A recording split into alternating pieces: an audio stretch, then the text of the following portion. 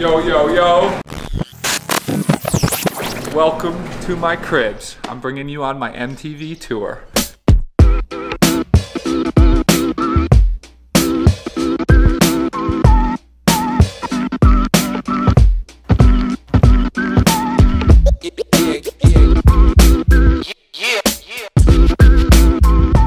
I'll take you inside. Yeah, we'll show you everything, all the goods. We'll shut the garage. 32 times, not quite colder. If you want to keep everything, safe. But it doesn't look like it's shut, man. There we go. Never want to leave that many value of bikes. But anyways, here we are. This is our home. I don't think we've showed it. We're renting here. We've got a lease, so most people kind of know now that I'm more or less living here. Yes, I'll leave for the summers, for the few hot months, but this is my home now, so we're working hard to build this place out and make it feel ours, and it feels pretty cozy and nice, I think. And cool. Of course, we keep kind of a lot of sponsor stuff, extra stuff we're not currently using or it just came in the last few days under here as we sort of unwrap it, because stuff is coming in every day and we don't want it to be like cluttered. We want everything to have a place, and so we're working hard on that. Very nice. Organized. Organized. And then, yeah, this is the living room. Ew. Of course, you know, all the stretch toys underneath. I mean, this is an important room of the house. This is the recovery bench right here. The recovery bench. I mean, it's like a mandate that you gotta watch, like, you gotta sit on the couch, either reading, watching TV, watching the Olympics, watching the Super Bowl for like 2 hours a day. Exactly. More, really. If you're not a pro athlete and being on the couch in the living room for 2 or more hours a day, you are doing something wrong. Dude. Amen, brother. And then we'll come back. I mean, we'll show you guys kind of the. I mean, yeah, I'm living large, with a swimming pool in my backyard.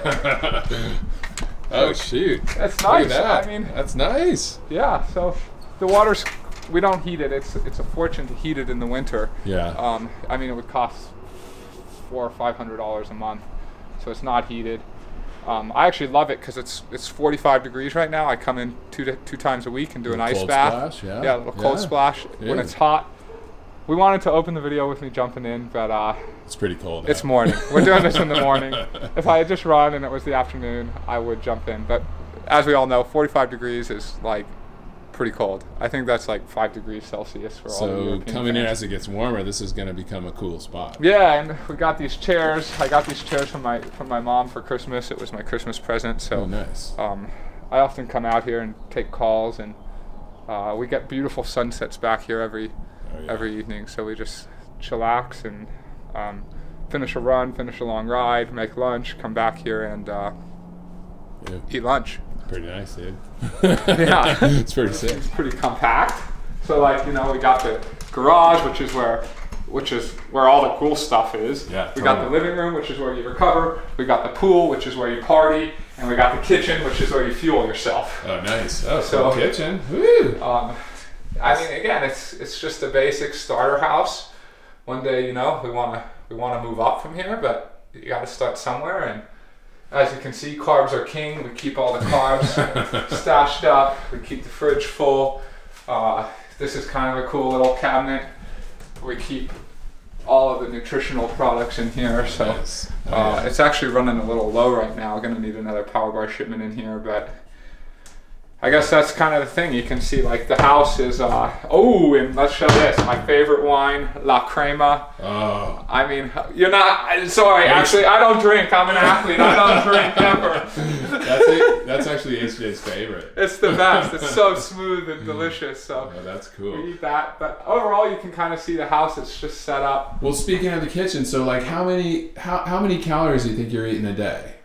Like ballpark. 5,000 at least. Yeah, 5,000 plus, I think. During like a big block like you're in right now? Yeah, absolutely. Yeah. I mean, that's why you see some of these things like these animal crackers. You'd say like, that's a silly thing to eat, but like I've done the math here. So it's got 65 servings in here, and each serving has 120 calories. Yeah. So like this is like 70,000 calories in here. So. And I'm eating one of these every 10 days. and this isn't even a meal. This is just a snack when I'm like trying to get extra calories in. So yeah. Well, you got to keep the body fueled so you can hit the next session, right? Yeah, I don't like to skimp on food, and I'm still losing weight with all this training. So yeah, smart. Certainly we eat healthy. Our favorite dish right now has been like a beet salad. So we do beets with feta cheese, with little grape tomatoes, and with walnuts, and then we put olive oil and salt on top, and it's sounds like amazing. We have that five nights a week, you know. Cool. And so you got to eat the carbs as a pro athlete, but you also have to get the key nutrients in, right? Yeah. Well, I know Laura's big into nutrition, so that's cool. Yeah, exactly. But she's an Italian. Italians just say, "Oh, pasta is the only food you ever eat, you ever need, and ever have." And I didn't know she was Italian. She's Italian. Italian, yeah. Oh, wow. Yeah, okay. she can come in, and if you know any Italian, speak it to her. Yeah, no, I don't, but maybe she can teach me a few words. She it's like any night I say, "I don't want pasta. Can we have something different?" It's like, "This dinner is horrible," she says. But, well, we'll have to come over for an Italian night. Yeah, let's do it. Yeah, cool. Exactly. Well, what else you got? I guess I'll show you guys upstairs real quick, but that's most of the house, really. It's cool. We'll show you the master bedroom. We don't have. No, let's show it to you guys. Okay. I've been informed that I should not tell you because we don't have a bed frame yet. But this is actually a good story. When I moved here, right, on October 20th, I went to Sam Levitt's the first week, and I bought a whole king bedroom furniture set for $1,300. Oh, nice. Yeah, and I was told it would come by Thanksgiving, and it hasn't arrived. And I've been told it might come by May 7th, which is St. George, which is when I'm leaving for Boulder for the summer.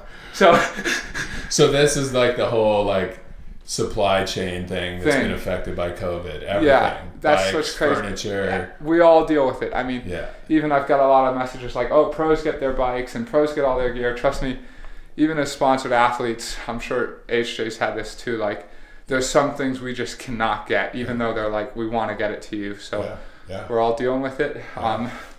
We remind ourselves, you know, of our relationship all the time. That's a great photo. And that's cool. And the bed's actually this super bed. It like heats and cools and captures your resting heart rate and your heart rate variability. And it's got different sides because Laura likes to sleep super hot. She sleeps on that side. I sleep super cold. So we set our different temperatures. And we got the American flag back there, which is actually from the Collins Cup to remind me of the why we're getting out of bed every day. And that's the house. We've got two guest bed. No, we don't have two guest bedrooms. Sorry, we don't have any extra room for anyone. Thanks though for your inquiries. And that's my house tour. Overflow. I'll just kind of talk about each bike a little bit, maybe. So what do we got here? So this is the Amanda here. Yeah. It's a size 60 frame, custom paint job. So what I did on the frame is. So this bike's known for being their climbing bike. It's ultra light. They picked a special carbon fiber that's different than any of the other bikes that Trek makes. So it's different than the Speed Concept. It's different than the Madone because it's super ultra light. So I said, okay, I've got like the lightest bike. How can we make this a true climbing weapon? So it's just painted carbon. So it's just a light paint job. So you can actually see the carbon through the paint job. And depending how the light hits it, makes it different, which I think is totally rad. And then of course I had to go with the pink logos. And then they added just a little of the yo flare. So this bike's kind of my more incognito. I think it still speaks pretty loud, but nothing too loud. I've got smaller DT Swiss wheels, so I've just got the 50mm wheels, which are pretty good for most climbs. Unless you get really steep, you maybe want something smaller, but for flats, it's good. Right now, you got a question? Yeah, it's sick. Like, what do you like about the bike? I mean, what do you use that bike for particularly? It's like a Mount Lemon Assault. Yeah, right? This is Mount Lemon Assault. It would be even better on steeper climbs. So like a Madera Canyon and Boulder, this bike will really excel because of just the steepness of the climbs. It's great on like the group rides, so the shootout here. I actually won my first ever shootout on this bike, and I've done it for years and years and years and never won it. And we got to the steep little final climb, and I put the watch down, and it was just, oh shit, this thing goes, and it's just so nimble and accelerates well. And the crazy thing too is I've got gator skins on, so I won the shootout on gator skins, which I think says just how fast and how much this bike accelerates. It's got a slightly wider bottom bracket, so it makes it just this bike's about being smooth, having fun, feeling good.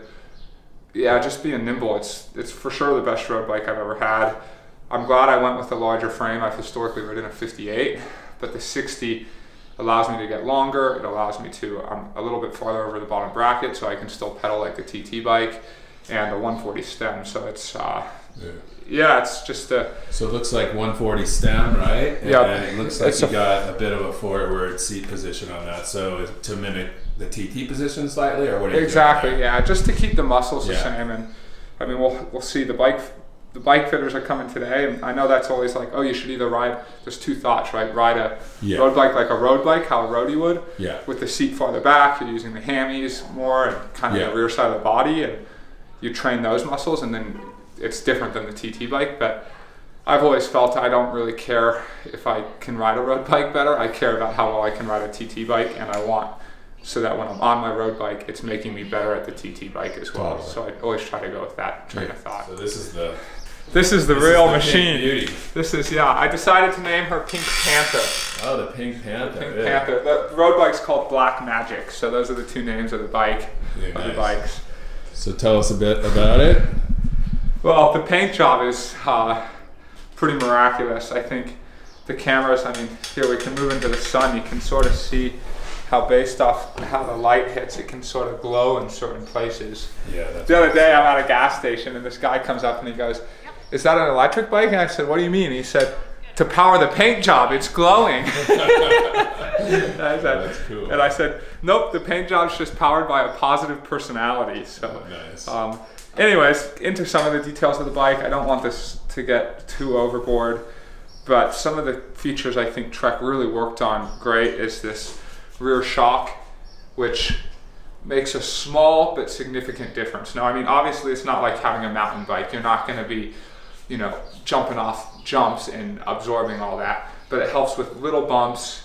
It just helps with sort of general over 180K in an Ironman. So you notice that thing? Like say it's like some of the crazy like washboardy like pavement in Tucson here, right? Exactly. You notice some of it. Obviously, like it's not going to absorb everything, but it just gives a little bit, and it allows you to be a little bit more relaxed over those bumps, but without losing any stiffness in the frame. And particularly when you start running tubeless, right, and you run that lower tubeless pressure, tire pressure plus this, it's going to be a very, it's a smooth ride. So it's a cool feature they added. And then just going towards the front, this Bento Box, I mean, it's gigantic here. Like, I don't think people realize how big it is. Wow. And so I just stuff calories in there, and I like that it's totally integrated. It doesn't come up at all, so there's no aero cost whatsoever. I think, the top tube of the bike couldn't really have been done any better with those two features. Up front, we got a wholly stock custom front end. It comes with a different part with Trek, but obviously I'm a big fan of this 51 Speed Shop extensions. They've gotten me these prototypes. These are going to be released in about 2 months for the public, I think. April, kind of leading into St. George, and the idea is to help with airflow. They made this bigger. So they're kind of trying to get towards the area of custom aero bars, right? You can go and you can spend $3,000, or this does like 98% of the job, but is more adjustable. So what about that bottle holder? That's pretty trick. It's basic, but trick, I think. Yeah, we got to thank Mark Andrews. So this allowed me to put the pads narrower, right? And then this guy Mark Andrews from Trek, he's just a straight genius. If you've ever met him, you know he's a genius. He stayed up late at night one night drinking beer and probably came up with this genius thing. And it raises it up so the bottle sits right between my arms, which is right where you want to fill that airflow, right? So it actually helps me with aerodynamics and allows me to get more narrow, and obviously allows me to have a bottle right in front of my face, which makes me not forget to drink. So I'm pretty happy with the front end. We'll see. Again, we're having a bike fit, so I'm still trying to figure out sort of like, okay, saddle position a little bit. Am I going to come slightly farther forward, and then I might have to push this a little bit farther forward. That's kind of the main features of the bike. Obviously, I'm on a 1x, so I'm loving having the 1x. It's a little more aero. It's a little more lightweight. sometimes in training, if I'm climbing, like up Mount Lemon on an aerobic ride, it's a little bit of a pain because it's just you're at such a low cadence. But if you're doing any type of real work, I found it to be totally fine because you've got a monster cassette in the back. And here we are. I mean, the garage has been taken over by a feisty Irishman. His name is Ivan O'Gorman. He's a fit guru. He's fit me for, geez, when was the first time he fit me? I think 4 or 5 years ago. Yeah, I think 2017. 2017. I don't know what he thought of me back then. As an age group. And you were just a little smaller and a little goofier. Exactly. Essentially the same thing. Essentially the same thing. Still pretty goofy, but we're just trying to hone in on the bike here and maximize the bike. It's been the bike's been great. I've just had a lot of changes going on with my body and maximizing the bike. So we got him out here to make sure I'm riding to my potential, basically. Yeah, cool. Any goals of the session today? Yeah, just establish some good baselines for Sam. You know, he's a prolific rider, and what we want to do here is in that transfer from one brand to another is ensure nothing is nothing is lost, or something new, a new variable isn't introduced that he has to adapt to. So it's establish the baseline and set him up. He's got 4 weeks to his first race, and we want to be on top of it and not just assume he's going to absorb, the changes that a new bike might bring. Hey, cool. Sounds fun. Exactly. So thanks for tuning in, guys. We'll update you. We're not going to show you the magic that happens behind the scenes. We're not into giving secrets away anymore. The world of triathlon's moved to keeping things secret and confidential. So that's that. And thanks for tuning in, and we'll see you next time.